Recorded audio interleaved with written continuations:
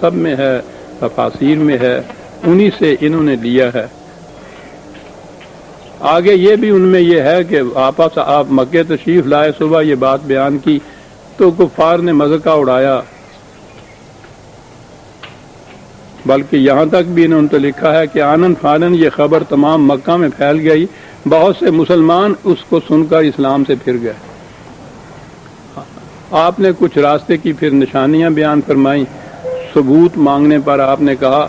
کہ فلاں مقام پر فلاں قافلہ پر سے گزرا جس کے ساتھ یہ سامان تھا، قافلے والوں کے اونٹ براق سے بھڑکے ایک اونٹ فلاں وادی کی طرف بھاگ نکلا، میں نے قافلہ والوں کو اس کا پتہ بتا دیا، واپسی میں فلاں وادی میں فلاں قبیلے کا قافلہ مجھے ملا، سب سو رہے تھے، میں نے ان کے برتن سے پانی پیا اور اس بات کی علامت چھوڑ دی کہ اس سے پانی پیا گیا ہے۔ ایسے ہی کچھ اور اتے پتے آپ نے دیے اور بعد میں آنے والے قافلوں سے ان کی تصدیق ہوئی، اس طرح زبانیں بند ہو گئی۔ میں نے صاحب کا درس میں بھی عرض کیا تھا کہ مجھے اس بیان کردہ واقعہ پر کوئی تبصرہ نہیں کرنا، بتانا صرف یہ ہے کہ یہ ہے وہ معراج کے متعلق وہ بات جو چلی آ رہی ہے اور اسے حضور کی شان میں بہت بڑی عظمت مانی جائے۔ باتیں اس میں دو ہیں غور طلب۔ پہلے یہ دیجئے کہ کہا یہ گیا ہے اور یہ ایک مسلمے کے طور پر چلا آ رہا ہے ہمارے ہاں کہ نبی اکرم صلی اللہ علیہ وسلم مکے میں مبعوث ہوئے، حضرت ابراہیم علیہ السلام کے اولاد میں سے تھے، قریش سے، مکے کے رہنے والے تھے، کعبہ وہاں تھا، لیکن حضور نبوت کے ملنے کے بعد بھی 13 سال مکے میں کعبے کی طرف رخ کر کے نماز پڑھنے کی بجائے بیت المقدس کی طرف رخ کر کے نماز پڑھتے رہے۔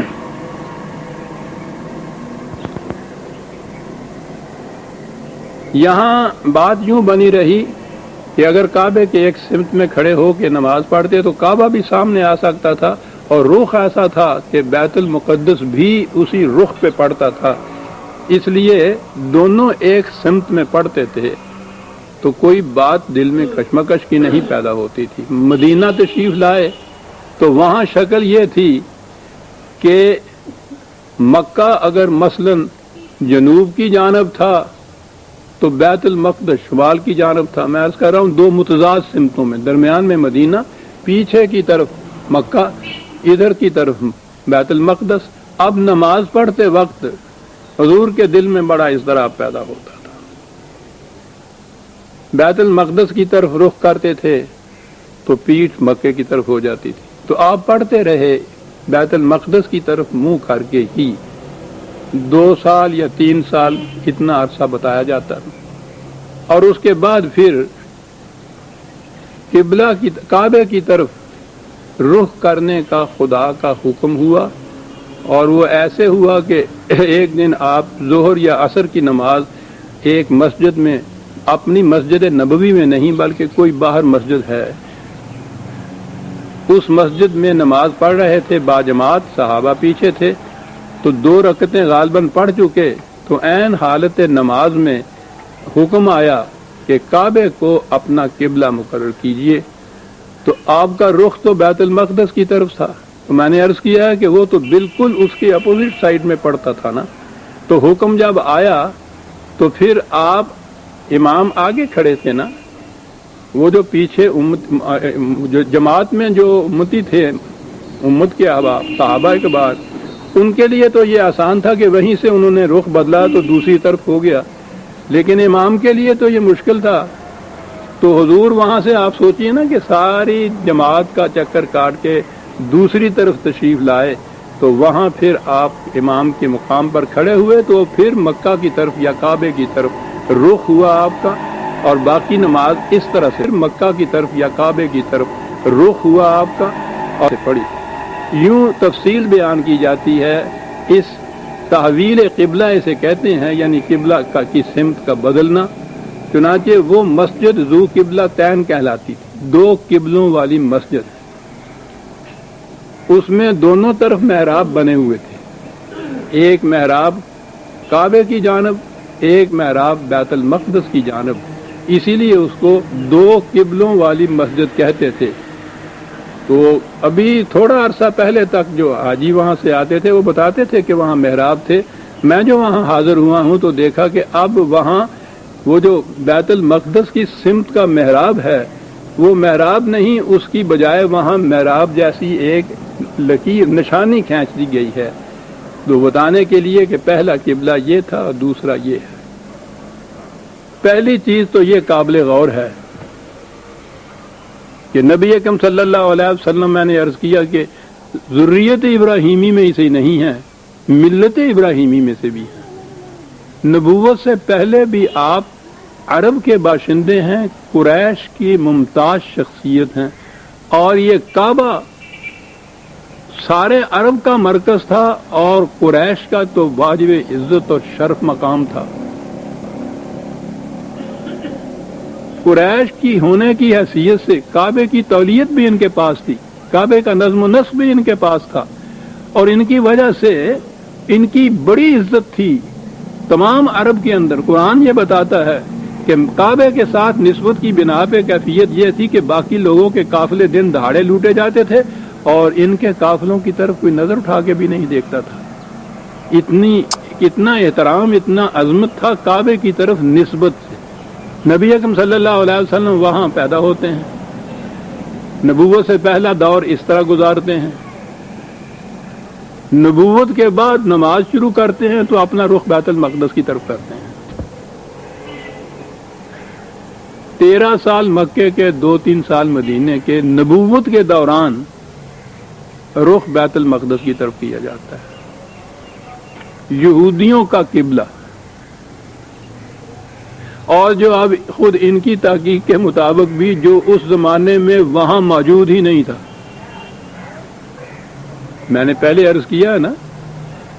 کہ وہ ہیکل سلیمانی یا مسجد سلیمانی یا بیت المقدس کا مقام عبادت گاہ کے طور پر موجود ہی نہیں تھا، اس کے کھنڈرات تھے،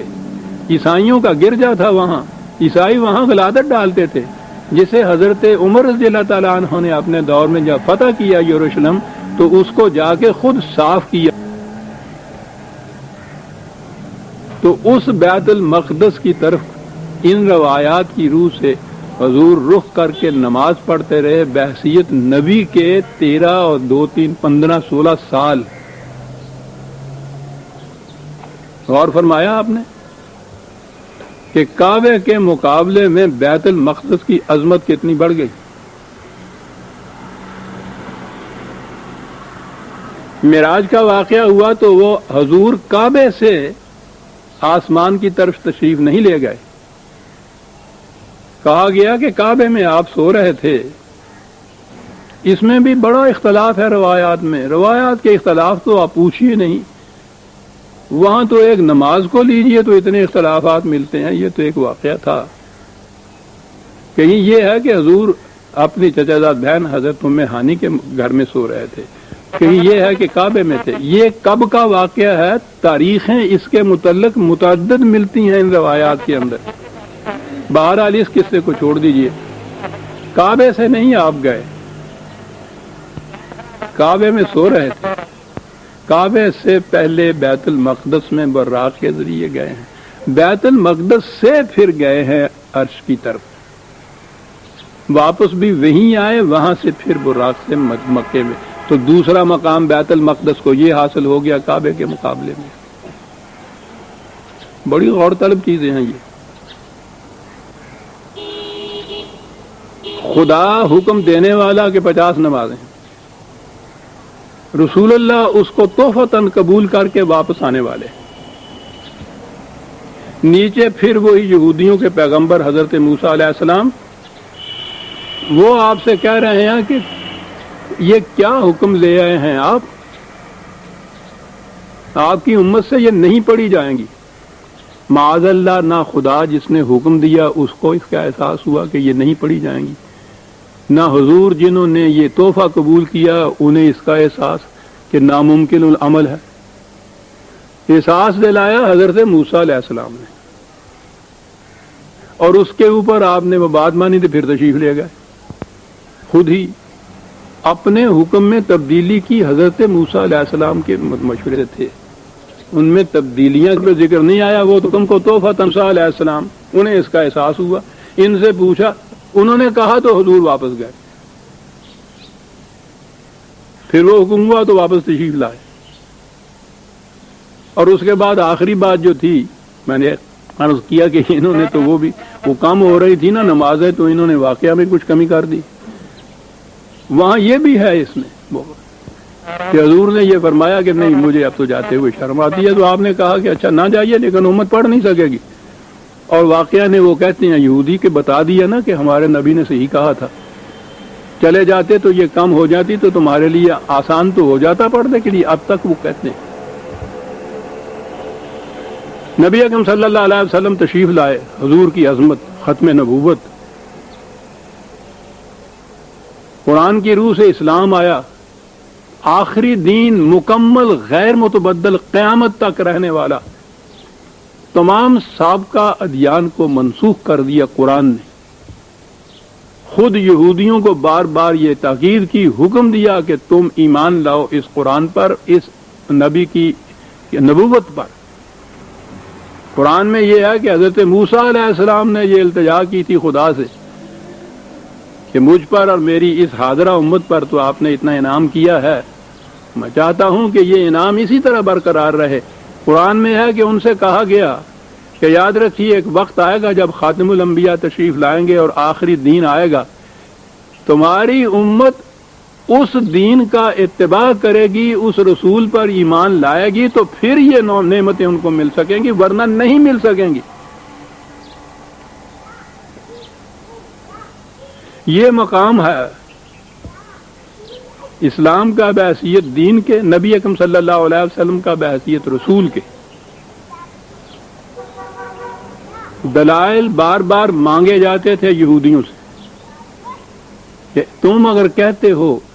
کہ یہودیوں کا دین جو ہے وہ افضل ہے اس دین سے، ہاتھو برہانکم، کیونکہ انہیں کہا جاتا تھا کہ ایمان لانا ہوگا تمہیں نجات و سعادت کے لیے، اس قرآن پر، اس نبی پر، اس اسلام پر ایمان لانا ہوگا. وہ کہتے تھے کہ ہمارا دین، ہمارا مذہب جو ہے وہ اس سے افضل ہے. ان سے کہا جاتا تھا کہ دلیل لاؤ اس کے لیے. دلائل کی روح سے تو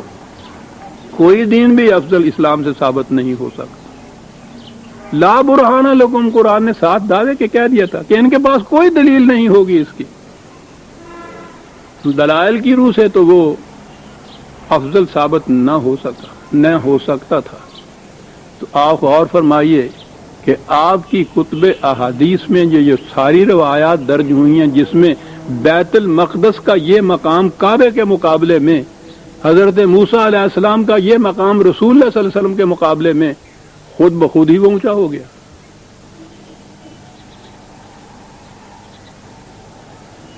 نظر آتا ہے کہ یہ روایات ان یہودیوں کی وضع کردہ ہیں. ان کتابوں میں کیسے آئیں یہ میرا کام نہیں تفحص کرنے کا. روایات منہ سے بول رہی ہیں کہ یہ حضور کی یا خدا کی طرف سے ارشاد فرمودہ یہ چیزیں نہیں ہو سکتی. نظر آ رہا ہے کہ